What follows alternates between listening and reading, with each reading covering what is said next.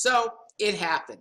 Just 2 days after GM announces plant closings in Ohio and Michigan, President Trump goes and blames Mary Barra, head of GM the last couple years, for bad management. Mr. Trump, it's at your doorstep. You are the one who has set up tariffs that are hurting all manufacturers in this country that you steal.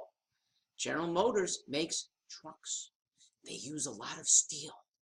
They have to now eat a cost because they're not able to pass on price increases. You can't expect any manufacturer to do that. Oh, Democrats do.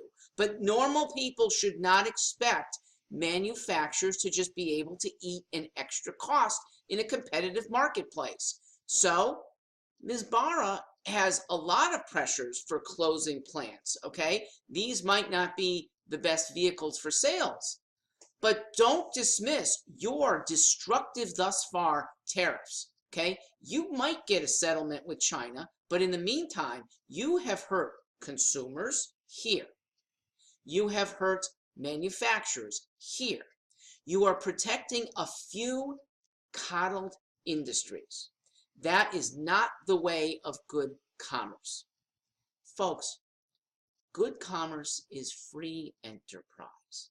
If China really wants to diminish its own middle class by cutting off the imports from the United States, it's going to have a revolt, okay? If it can suppress that revolt, they're the ones doing it, not us.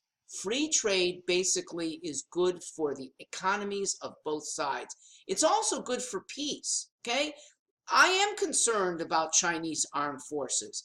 I'm less concerned when Chinese officials send their kids to our boarding schools and our universities. I'm less concerned when Chinese manufacturers are sending their surrogates to the United States to do commerce and even coming here themselves for vacations. That is good integration. This dispute with China is the wrong way to peace and the wrong way to a better economy. Back to GM. You really want to help auto manufacturers, especially GM. Their biggest cost is pension guarantees, okay? They've got into year after year after year of contracts with huge benefits to highly protected union workers. Highly protected because of 80-year-old laws. They came out of the 1930s depression that put unions in control of so much of our commerce. It's unwarranted. Skilled workers have lots of control as individuals. If they want to unionize, they have even more power, but they don't need extra government protection. The NLRB is not just a thumb. It is a colossal elephant foot on the scale that regular commerce can't compete with. The NLRB always sides with labor, even if labor is enriching itself at the expense of younger workers, at the expense of a better economy, and at the expense of small employers that can't afford it. Well, GM, big employer, is having a hard time affording the costs of doing business with a highly protected organization. It is time for the NLRB and the whole NRA itself to be re-scrutinized for the modernity. Union workers will protect themselves with good skills, good training. Almost all of them want to be a good workforce.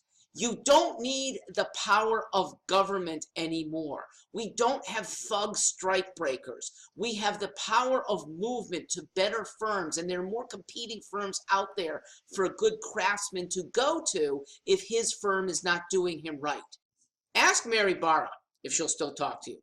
Ask any of the automobile manufacturers, what can Washington, the White House, do to ease their burden right now?